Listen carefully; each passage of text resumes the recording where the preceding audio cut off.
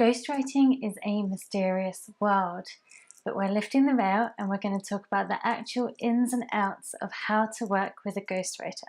What do they do? What do you do? And how do you work together with a ghostwriter? If we haven't met yet, I'm Liz, the writer behind Green Goose Ghostwriting, where online entrepreneurs get help to write books that build their businesses. And I'm going to start by talking to you about sloppy joes, of all things. Now, if you're not from North America, like me, you might not know what a sloppy joe is. It's this weird dinner thing with minced beef in a tomatoey sauce, and there's a burger bun or a hot dog bun. I was first introduced to sloppy joes 9 years ago.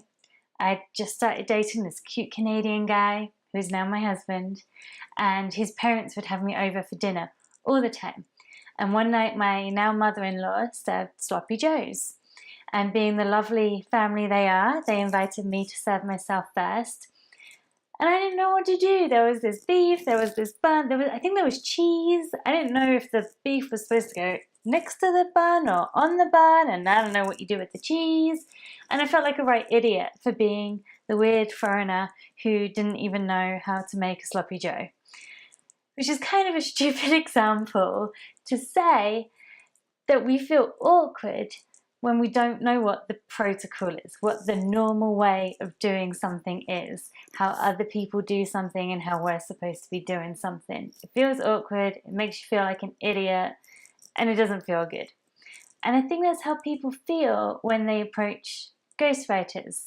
They might have a sense that it could help them out, but they don't really know what the normal way of working with a ghostwriter is. They don't know what's expected of them, and they worry about feeling like an idiot, like I did with the sloppy joes. So that's what we're going to talk about. How do you work with a ghostwriter?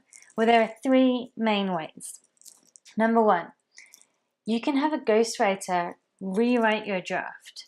So if you've written a draft of a book and you look at it and you think, this isn't what I want it to be, it's kind of a mess, I don't even think an editor will be able to sort this out because it's just too much of a mess right now.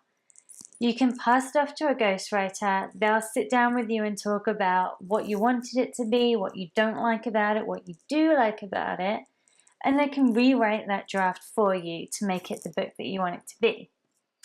Okay, number two, which is probably the more common way of working with ghostwriters, is that you can have a ghostwriter write a book for you from your existing content. So you can give them everything that you already have: blog posts, course materials, videos, podcasts, transcripts of you speaking, lead magnets, website content, worksheets that you use with clients, and anything else that you've got. And they will go through all the materials. They'll also talk with you and come up with an outline with you for the book. And then they'll use the interview and the materials to write the book for you. And the third way you can work with a ghostwriter is if you don't have any written or video content at all, or anything that you really want to share or that you want to go into the book, you can have the ghostwriter interview you. So you'll do a series of interviews and the ghostwriter will ask you a bunch of questions, write a ridiculous amount of notes, and they will write your book from everything that you tell them in the interviews. And that's great if you don't have much written content, but you can talk till the cows come home about your subject matter, which is true for a lot of people who really know their stuff.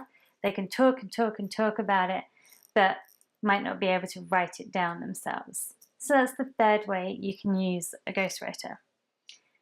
What if you don't fit neatly into one of those categories? That's okay.